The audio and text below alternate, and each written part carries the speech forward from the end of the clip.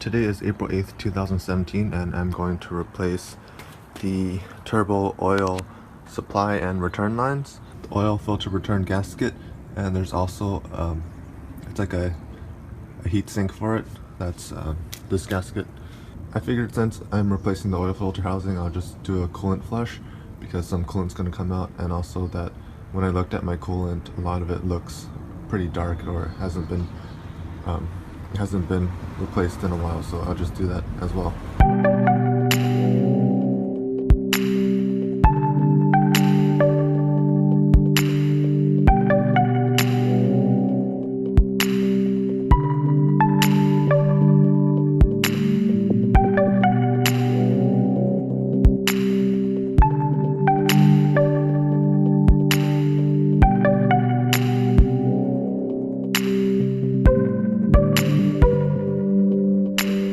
The reason I'm doing this is because lately I noticed that inside the car, when I have my windows down, I could smell burning oil or burning plastic. Also, when I get on boost, I see smoke coming out of the bonnet grill and also on the sides. So it's been getting worse, and underneath there's a leak, and I finally traced it back to the oil return line. So I just figured since I'm going to open all this up, I'll just replace everything in that area. I removed the O2 sensor just with a regular adjustable wrench, and there were 5 bolts. 1, 2, 3. These are 10mm. There's one right here, and another one right there. This one was actually hard because this bracket was in the way, so I figured that removing this bracket, there's a 10mm bolt holding that in. It's a lot easier to remove that bolt if I took this off, and then I have more access right there. There's actually one more bolt right here, so that made a total of 6. Once that's out, this whole thing should slide out. There's a way of putting the car in service mode where this entire front end moves up like 2.5 inches, but I didn't have time for that. It's a lot of work. And there's also a way where you remove the radiator fan, and that's supposed to help too, but I don't have time for that either.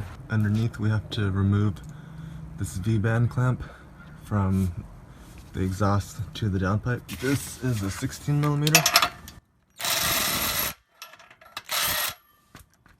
There's a lower O2 sensor on the downpipe you'll want to remove. I'm just going to use an adjustable wrench.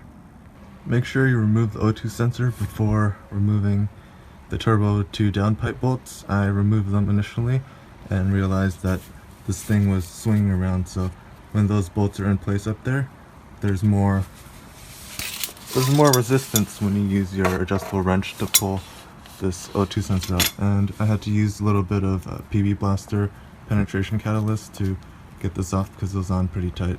So this is the oil leak that I've been having lately, and once we get all this stuff off, we can take a better look. There's also 2 13mm holding the heat shield nuts into the mount. There's one right here and one right there. If you look in here, you can see that there's a bolt right there. There should be another one up there. There should be 2 on each side, so 2 on this side and 2 on the other side. So I have all of these bolts free, and what I found to be helpful was on the passenger side, you would use a 3/8 inch extension that's this long with the 10mm at the end, and then kind of just, at least for this one, you go from the bottom, the one up there, you come from the top, and then on the driver's side you would use the smaller one, and you would pretty much just put it right there, loosen that, and then the top one was a little bit of a pain, but I had to put this all the way up there and loosen it. Here's the heat shield, and as you can see, there was bolt locations right here, 1, 2, and then 3 and 4. So this was kind of a pain to get out. What I did was I sort of bent this location from the top, and then I pulled this down, making sure it didn't hit anything or didn't damage anything, and I eventually just kept pulling this while wiggling it, and this part is definitely bent, but I can re-bend it back into place when I put it back in. This turbo to down pipe, they're held on by 3 bolts, and I used the 13mm extension socket to get those out. And then this down pipe should just come off. Down pipe is off. Next, there's these 2 brackets held on by a 13mm. This one right here, and one right there. And after that, I'm going to remove this brace. This is also a 13mm right there. Up there where you see the wrench, there's a 10mm bolt, and that was a pain to remove. I put my entire weight on it from the top and I still couldn't get it out. So what I ended up doing was using part of my jack, and then I forced it and it finally broke free. So I need to remove that in order to get this bracket out of the way to remove the heat shield. And I also removed the 10mm bolt that was holding it in place. There might be another one, but we'll see. So once that bolt was loose up there, I could swing this out of the way, and there indeed is 2 bolts. There's another 10mm one right there. So here's the extent of the damage. From the top, that's PB Blaster lubricant, going down the silver looking thing, that's my oil return line. It looks like that's leaking. To the left of it, right there, that's the oil supply line, which seems to be maybe bad. I'm gonna replace it anyway. And then there's the oil filter housing, which seems to be somewhat dry, but I'll replace that gasket. I'm gonna replace that gasket and this one as well. And then all this nasty stuff. This stuff isn't necessary, but I was going to do it anyway. This coolant looks pretty nasty. And to do that, I used a set of pliers to remove that clamp right there. And then I twisted the hoses apart. From the top, sometimes there's this heat shield right here that you just pull off. And then I used the 17mm socket, and it looks like originally these are supposed to have rubber gaskets, and they crack over time and cause a leak. It looks like the person who owned this before put in metal washers, so they might have had that issue where it was leaking before and they fixed it. But I have a stainless steel line which I'm going to put in, which will be much better than this. I finally got this oil filter housing on, and I probably did more steps than I needed to, but now that this piece is out, looking back, it would have been a lot easier. So if you look at this, if you're underneath, you could see these are 8mm bolts, and it's actually held on by 4. One that you can't see is the one actually back here. So since I'm replacing this, I used a flathead screwdriver to hit this downwards from the top, and once that was loose, I pushed this aside so I could get to that bolt from underneath. And then I removed this coolant hose, which I actually didn't need to, and I started loosening these, but these are independent of this system.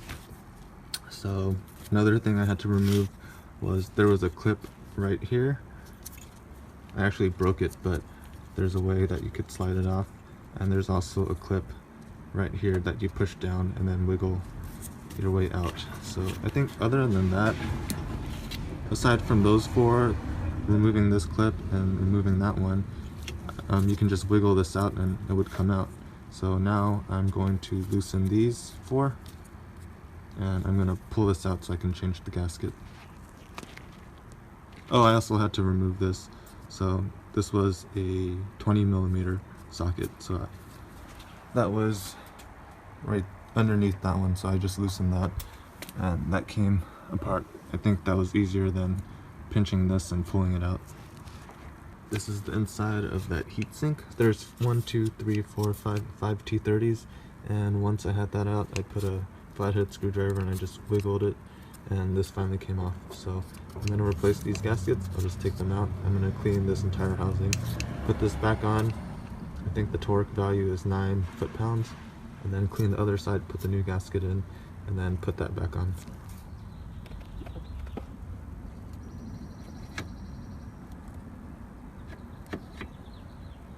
These are the old gaskets and the new ones are in.